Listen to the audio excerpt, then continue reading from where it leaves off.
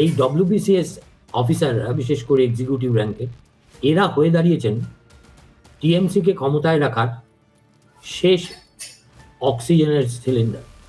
কেননা এই যে আগামী শনিবার থেকে শুরু হবে হিয়ারিংয়ের প্রসেস, তাতে একটা পিভটাল রোল তো ইয়ারোদেরই নিতে হবে। ডাব্লিউবিসিএস এক্সিকিউটিভরা মাননীয় মুখ্যমন্ত্রীর কাছে সুয়োরানির সন্তান। এরা হচ্ছে ভোট বৈতরণীটা উতরিয়ে দেয় এবং সেটা সঠিক উপায় না, 2 নম্বরীভাবে। ডাব্লিউবিসিএস অফিসাররা তাদের দাবি না জানাতেই তারা পেয়ে যায়। বলছে 12 মাসের বেতনে থেকে ওরা 1 মাস 13 মাসের বেতন পায়, এটা ঠিকই। এবার যেভাবে নির্বাচন কমিশন উঠে পড়ে লেগেছে একদম সেই দিকে যদি যায় তাহলে কিন্তু তাদের চাকরি নিয়ে টানাটানি হবে, তখন কিন্তু মুখ্যমন্ত্রী বাঁচাতে পারবে না। আমিও তো প্রশ্ন করছি, প্রতিকূলতার মধ্যে তারা কাজ করছে, কথাটার অর্থটা কি? আমি প্রশ্ন তুলেছি, আপনি উত্তর দিন। কি প্রতিকূলতা? রাজ্যের হয়ে তো কাজ করে। ডাব্লিউবিসিএসদের কিন্তু একদম দুর্নীতি করে মাঝে একদম, ধরুন কাউন্টিংয়ে বলুন, ইভিএম মেশিন সেটাও কায়দাকরণ করে কাউন্টিং করে দেয়। এই সবগুলো কিন্তু ডাব্লিউবিসিএস অফিসারদের অনেকেই সরকারকে সাহায্য করে। স্যার, একদিকে রাজ্যের কর্মচারীদের ডিএ নিয়ে তো বেহাল দশা, যেটা নিয়ে আপনারা নিরন্তর লড়াই করে চলেছেন, আবার এদিকে ভোটের সামনে করে ডাব্লিউবিসিএস অফিসারদের কি মুখে একটা ললিপপ দেওয়ার চেষ্টা করছেন মমতা বন্দ্যোপাধ্যায়? ডাব্লিউবিসিএস এক্সিকিউটিভরা মাননীয় মুখ্যমন্ত্রীর কাছে সুয়োরানির সন্তান, তাই তাদের যে দাবি দেওয়া সরকারের কাছে উত্থাপন করতে হয় না। সরকার তথা মাননীয় মুখ্যমন্ত্রীর এদের পাইয়ে দেওয়ার একটা রাজনীতি তিনি সবসময় করে গেছেন। কারণ তার মূল কারণই হচ্ছে এরা হচ্ছে ভোট বৈতরণীটা উতরিয়ে দেয় এবং সেটা সঠিক উপায় না, 2 নম্বরীভাবে। এবং সেই কারণে এই সরকার ক্ষমতায় আসার পর থেকে যে ডাব্লিউবিসিএস অফিসারদের যে পরীক্ষা হয়েছে এবং পাশ করেছে এবং তারা চাকরি করছে, আমরা কিন্তু তাতে সন্দেহ প্রকাশ করি তারা ঠিক উপায়ে পরীক্ষা দিয়ে পাশ করেছে কি না, এবং সেটা সন্দেহ করার যথেষ্ট কারণ আছে। প্রশান্ত বর্মন তার একটা মূল উদাহরণ। সে 0 পেয়ে ডাব্লিউবিসিএস পরীক্ষায় একদম প্রথম স্থান অধিকার করেছে এবং তিনি তার হোম ডিস্ট্রিক্টে সে পোস্টিং পেয়েছে। তারপরে তিনি একজনকে বলতে গেলে পিটিয়ে খুন করেছে এবং সেটা প্রমাণিত বলেই মনে করছি, কারণ 5 জনকে পুলিশ ধরে গারদে ভুরেছে। অথচ প্রশান্ত বর্মন বহাল তবিয়তে আছে, তাকে জামিন পাইয়ে দিয়েছে। হাইকোর্ট যখন জামিন ক্যান্সেল করলো, আবার সুপ্রিম কোর্টে গেছে। আজকে খবরে প্রকাশ যে তিনি বড় অ্যাডভোকেট দিয়ে আবার এই জামিন যাতে খারিজ হয় তার জন্য মামলা করেছে। তা এখন প্রশ্ন হলো, একজন ডাব্লিউবিসিএস অফিসার এই ঔদ্ধত্য কেন দেখাতে পারে? এবং তাকে নির্বাচন কমিশনও এখনও পর্যন্ত এই এসআইআরের কাজে লিপ্ত রেখেছে। তাকে তো রাজ্য সরকার স্যাক করবে, তাকে তো ডিপার্টমেন্টাল প্রসিডিং করবে, তাকে তো সাসপেন্ড করবে, কিছুই করছে না। তাহলে কি হলো? এই যে ডাব্লিউবিসিএস অফিসাররা ভোটের কাজে সরকারকে সাহায্য করে, জিততে সাহায্য করে বলে এরা সুয়োরানির সন্তান, আর আমরা হলাম দুয়োরানির সন্তান। এই যে বললেন ডিএর ব্যাপারটা, আমরা 5ম বেতন কমিশনের ডিএর ব্যাপারে মামলায় বারবার জিতেছি, সবাই জানে, সারা রাজ্য ব্যাপী জানে এবং ভিন রাজ্যও জানে। কিন্তু রাজ্য সরকার তথা মুখ্যমন্ত্রী আমাদের ডিএটা নিয়ে কিন্তু নিশ্চুপ। এমনকি এই যে 6ষ্ঠ বেতন কমিশনের ডিএ, তিনি সেদিনকে বার্তায় বলেছেন যে আমি প্রতি বছর 8% করে ডিএ দিই। সম্পূর্ণ মিথ্যে বার্তা, আমাদের বেলায় সব মিথ্যে বার্তা দিয়ে দেয়। 8% করে ডিএ দিলে আজকে 5 বছর ধরে মোট 18% ডিএ দিয়েছে, তাহলে তো আমাদের 40% ডিএ হতো। একদম। অর্থাৎ সাধারণের কাছে মিথ্যে কথাগুলো পরিবেশন করে তিনি আমাদেরকে অর্থাৎ নিচু তলার কর্মচারীদেরকে সাধারণ মানুষের কাছে হেয় প্রতিপন্ন করে, অথচ ডাব্লিউবিসিএস অফিসাররা তাদের দাবি না জানাতেই তারা পেয়ে যায়। বলছে 12 মাসের বেতনে থেকে ওরা 1 মাস 13 মাসের বেতন পায়। এটা ঠিকই, কারা পায়? সব ডাব্লিউবিসিএস অফিসাররাই কিন্তু পায় না। বিডিও যারা প্রথমে পোস্টিং পায়, বিডিওদের হচ্ছে তাদের 24 ঘন্টার ডিউটি। তারা কিন্তু ওই 10টা থেকে 5টা 5:30 পর্যন্ত তাদের ডিউটি না, তারা রাতেও ডিউটি করতে হয়, ভোরবেলায়ও ডিউটি করতে হয়। তাই বিডিওদের 12 মাসের কাজ করলে 13 মাসের বেতন পায়। পুলিশরাও তো পায়, পুলিশরাও 2 মাসের অতিরিক্ত বেতন পায়।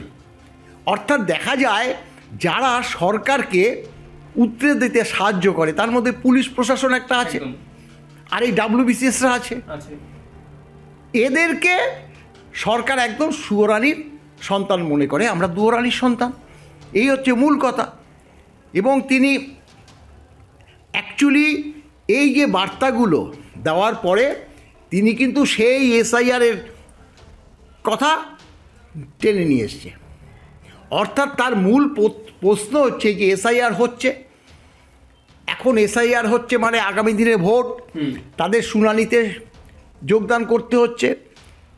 অর্থাৎ তিনি যেটা চাইছেন সেইটা প্রকাশ্যে বার্তা দিচ্ছেন। বলছে প্রতিকূলতার মধ্যে তার কাজ করতে হচ্ছে। কাজ তো করে রাজ্য সরকারের, রাজ্য সরকারের কাজ করে, তা রাজ্য সরকার যদি বলে প্রতিকূলতার মধ্যে কাজ করতে হচ্ছে, তাহলে কেন কি প্রতিকূলতার? রাজ্যের কাজ তো করে। এখন প্রতিকূলতার মধ্যে বলছে এই কারণ এই যে নির্বাচন কমিশনের যে প্রেশার খেয়েছে, সেই প্রেশারের কথাটাই তিনি এই প্রতিকূলতার মাধ্যমে আপনাদের কাজ করতে হয় সেই কথাটা তুলে ধরছে, বুঝিয়ে দিচ্ছে। অর্থাৎ আপনার অনুকূলে আপনারা কাজ করতে পারবেন যদি আমরা যদি আবার ক্ষমতায় থাকি। তিনি স্পষ্ট করছেন যে আমরা ক্ষমতায় আমরা আপনাদের সঙ্গে আবারও বুঝবো। তার মানে তিনি এটা স্পষ্ট করছেন কি যে আমরা 26 আবারও আসবো। তাদেরকে বুঝিয়ে দিতে যে আপনারা আমাকে সাহায্য করুন, আমরা বা সরকার আপনাদের পাশে সব সময় থাকবে। আপনাদের এই প্রতিকূলতার মধ্যে কাজ করতে হচ্ছে। বর্তমানে এই যে নির্বাচন কমিশনের নির্বাচন কমিশন তো রাজ্য সরকারি কর্মচারীদের দিয়ে কাজ করে, এটা তো নিয়ম, সাংবিধানিক বাতাবরণেই এটা বলে দেয় যে নির্বাচন কমিশনের তো কোনো লোকলস্কর নেই। যখন যেখানে ভোট হয় তখন সেখানকার খোদ সরকারি কর্মচারীরা নির্বাচনের কমিশনের আওতায় চলে আসে, তাদের নির্দেশ মানতে হয়। এখন রাজ্য সরকার যদি কোনো নির্দেশ দেয়, সেই নির্দেশের থেকেও গুরুত্বটা থাকে নির্বাচন কমিশনের, তাই এসআইআর তাদের সংযুক্ত করেছে। এখন সেই কাজগুলো যাতে তারা এমনভাবে করে যাতে রাজ্য সরকার কোনোভাবে বিড়ম্বনায় পড়তে না হয়, সেইটা দেখার জন্যই তিনি এই খোলা চিঠি ভাইরাল হয়েছে। আর আমাদের বেতন কমিশন নেই, তাদের তো কোনো চিন্তা করে না, তারা কিন্তু ডিও চায় না, তারা বেতন কমিশনও চাইতে দেখি না, তারা সম্পূর্ণভাবে রাজ্য সরকারের হয়ে কাজ করে যায়। এরকম অভিযোগ ওঠে, তারা কাউন্টিংয়ে সময় সরকারকে সহযোগিতা করে, ভোটে তাদের ডিউটি পড়ে, তারা বিভিন্ন ডিস্ট্রিক্টে বসে কারসাজি করে। বিভিন্ন খবরেই আমরা দেখতে পাই যে ডাব্লিউবিসিএস অফিসাররা, তা এই কাজগুলো যাতে তারা আবার যেভাবে করতো সেভাবে করে, কিন্তু এবার পারবে না। এবার আর সেটা ডাব্লিউবিসিএস অফিসাররা পারবে না। এবার যেভাবে নির্বাচন কমিশন উঠে পড়ে লেগেছে একদম সেই দিকে যদি যায়, তাহলে কিন্তু তাদের চাকরি নিয়ে টানাটানি হবে। তখন কিন্তু মুখ্যমন্ত্রী বাঁচাতে পারবে না। সেরকম হলে মুখ্যমন্ত্রী নিজে বাঁচতে পারবেন? তখন নিজে বাঁচবার চেষ্টা করবে, তখন তার সরকারি আধিকারিকদের বাঁচাবে। যদি 2 নম্বরই দেখে কিছু, তাহলে কিন্তু বিপদ আছে। সেটা কিন্তু যাতে ডাব্লিউবিসিএস অফিসাররা নিজেরা চিন্তা করে। তারা যদি আর বর্তমানে এই সরকারের সাথ দেয়, কাউন্টিংয়ে হোক, তার পোস্টাল ব্যালটে হোক, যেগুলোতে তারা চুপি করে বলে অভিযোগ উঠেছে প্রত্যেক বছরই। WBCS অফিসাররা DCRCর বলুন, কাউন্টিংয়ে বলুন, তারা সম্পূর্ণভাবে অবাধে যাতায়াত করতে পারে, সেটা প্রয়োজন এই নির্বাচন কমিশনই তাদেরকে বহাল করে। অতএব তাদের দিয়েই রাজ্য সরকার কিন্তু এই যে পাইয়ে দেওয়ার রাজনীতি, যেটার ভোট কেনার রাজনীতিতেও তারা থাকে, ঠিক এরকমভাবে একদম সঠিক পদ্ধতিতে তারা যাতে কাজ না করে, রাজ্য সরকারকে যাতে সাহায্য করে, সেই দিকেই সবসময় নজর রাখে। তার একটা প্রকৃত উদাহরণ হলো এই খোলা চিঠি, যে আমরা অমুক দিই, আমরা জয়েন্ট সেক্রেটারি করেছি, আমরা স্পেশাল সেক্রেটারি করেছি, আমরা আপনাদের প্রমোশনের ক্ষেত্রে 15 বছর থেকে 14 বছরে নামিয়ে এনেছি, এইসব বার্তা পরিবেশন করছে। এই হচ্ছে মূল কথা। মানে ধরা চলে স্যার, এই চিঠিটা 26-এ ক্ষমতায় আসার একটা শেষ অক্সিজেন সিলিন্ডার হিসেবে। একদম তাই, একদমই তাই, একদমই তাই। এবং প্রকাশ্যে বলে দেওয়ার আরও একটা কারণ আছে, তাদের কিন্তু একটা চাপের মধ্যে রাখা। শাসক দল তো তাদের, WBCSরাও তো সরকারের মানে হয়ে কাজ করতে হয়, তাদের সরকার যা নির্দেশ দেয় সেটাকে করতে হয়। সেখানে তার যদি 19-20 হয়, তাদের যে সমূহ বিপদ, এই চিঠিটা কিন্তু তারও একটা উদাহরণ, পরিষ্কার কথা, যে আমি বলে দিলাম, আমি এই কিন্তু আপনাদের সুযোগ সুবিধা দিয়েছি, আমি এই যে SIR হচ্ছে তার প্রতিকূলতার মধ্যে আপনাদের কাজ করতে হচ্ছে, অনুকূলে আমরা নিয়ে আসবো, অতএব ভোটের কাজ কিন্তু আপনারা সেইভাবেই করবেন। আমরা কি রাজ্যবাসী কি সব মূর্খ? তাদের বোধ বুদ্ধি নেই? সবাই জানে। আজকে প্রশ্ন করছে, আমিও তো প্রশ্ন করছি, প্রতিকূলতার মধ্যে তারা কাজ করছে, কথাটার অর্থটা কি? আমি প্রশ্ন তুলেছি, আপনি উত্তর দিন। কি প্রতিকূলতা? রাজ্যের হয়ে তো কাজ করে, প্রত্যক্ষভাবে বলতে পারছে না যে কেন্দ্রীয় সরকার বা এই যে নির্বাচন কমিশন আপনাদের উপর চাপ দিচ্ছে, আপনাদের প্রতিকূলতার মধ্যে কাজ করতে হচ্ছে, সেই কথা বলতে পারছে না। একদম। অর্থাৎ অনুকূলে আমরা আনবো আপনাদেরকে, তাই প্রতিকূল অবস্থা থেকে আপনাদের অনুকূলে আনতে হলে বা আপনাদেরকে কিন্তু আমাদের হয়ে কাজ করতে হবে, একদম পরিষ্কার কথা। এইটাই মূল বক্তব্য এই খোলা চিঠির। কিন্তু স্যার, এই পুরো বিষয়টার পরেও যেটা বিরোধীরা বারবার অভিযোগ করে আসছে, প্রশান্ত বর্মনের মতো আরও একাধিক এইরকম WBCS অফিসার থাকতে পারে। তো এই ক্ষেত্রে বিষয়টা কীভাবে দেখছেন? এখনও তো সেই তাদের যদি অভিযোগ সত্যি হয়, এখনও তো তাহলে অনেক প্রশান্ত বর্মন আমাদের এই পুরো সিস্টেমের মধ্যে রয়েছে। দেখুন ব্যাপারটা কি, এই যে বিডিওরা অনেক সময় বাধ্য হয়, এর মধ্যে কোনো কিন্তু নেই। বিডিওরা তো মানে ব্লকগুলোতে কাজ করে, সেখানে যে রাজনৈতিক নেতারা আছে তাদের কথা অনুযায়ী তাদেরকে চলতে হয়। এই যে বেশ কিছু তারা ভয় ভক্তিতে করে, আমাদের সরকারি কর্মচারীরাও আছে, অনেক সরকারি কর্মচারীরা ভয় ভক্তিতে ওদের কাছে মানে সঁপে দেয় নিজেদেরকে, সেরকম বিডিও আছে। আবার এই সুযোগে অনেক বিডিও আবার দু নম্বরিতে চলে যায়, তারা এই যে রাজনৈতিক নেতাদের সঙ্গে একজোটে দুর্নীতি করে, সেরকমও দেখা যায়। এবং প্রশান্ত বর্মন কিভাবে পাবলিক সার্ভিস কমিশন থেকে টোটাল 2টো পরীক্ষায়, প্রথম পরীক্ষায় তো 0 পেয়েছে, তারপরে টোটাল 13 নম্বর পেয়ে, এটা প্রমাণিত, এটা আমাদের কাছে কপি আছে, যেটা হচ্ছে ওই RTIর মাধ্যমে জানতে চেয়েছিল একজন, সে প্রকাশ করেছে যে 13 পেয়েছে। তা 13 পেয়ে সে WBCS অফিসার হয়েছে, অফিসার হয়ে ওখানে মানে একদম নিজেই বলছে আমি দাবাং ভিডিও। আরে সাবাস, দাবাং ভিডিও ভাবা যায়? হ্যাঁ, ওই স্বপন কাইলাকে তিনি কিভাবে মেরেছে তার CCTV ফুটেজ আছে। তিনি সরকারি গাড়ি ব্যবহার করে সেই চলে গেছে দাঁতনে, সেই বাড়িতে গিয়ে থ্রেট দিয়েছে। তার নিউ টাউনে ফ্ল্যাট আছে, সেই ফ্ল্যাটের ভিতরে ঢুকেছে, তার প্রমাণ আছে। সেখানে গাড়ি দাঁড় করানো, তার প্রমাণ আছে। তার 5 জনকে ধরেছে, তার প্রমাণ পেয়েই অভিযুক্ত 5 জনকে ধরেছে, এখন কারাগারে আছে। অথচ তিনি, তার বিরুদ্ধে অভিযোগ থাকা সত্ত্বেও তিনি ভিডিওগিরি করছে। তাহলে তার যদি এরকম নিদর্শন হয়, তাহলে তো WBCS যে সকল মানে অফিসার যে ঠিক উপায়ে কাজ করে, সেটা তো সন্দেহ হয়। এখন ব্যাপারটা হলো, অনেকেই সত্যি কথা বলতে যে বললাম যে নিজের দায়িত্বটা নিজেই পালন করে, কিন্তু তারাও এই গোত্রের মধ্যে পড়ে যায়। কারণ তারা তো মুখ খুলছে না। কেন মুখ খুলবে না? কী এমন ভয়? এই হচ্ছে মূল কথা। সবাই কি স্যার এখন ক্ষমতার লোভে লোভীহীন হয়ে আছে? সবাই বলবো না তো, সবাই বলাটা বেশিরভাগ। অনেকাংশেই সেই দিকে চলে যাচ্ছে। একটা শাসক দল যদি তাদের মানে অভয় দেয় যে তোমরা যা ইচ্ছে তাই করো, তোমাদের আমরা কিচ্ছু বলবো না, তোমাদের সরকার শাসনটা কিচ্ছু করো। বলবো না, কিন্তু তোমরা আমাদেরকে এই ভোট যুদ্ধে উতরিয়ে দেবে। এই একটা অলিখিত চুক্তি হয়, অলিখিত চুক্তি হয়। কিন্তু খোদ রাজ্য সরকারি কর্মচারী যারা আছে তাদের তো পারে না, আর তাদের পারলেও তাদের তো সেই জায়গায় তারা যায় না, কারণ তারা ভোট নিতে যায়।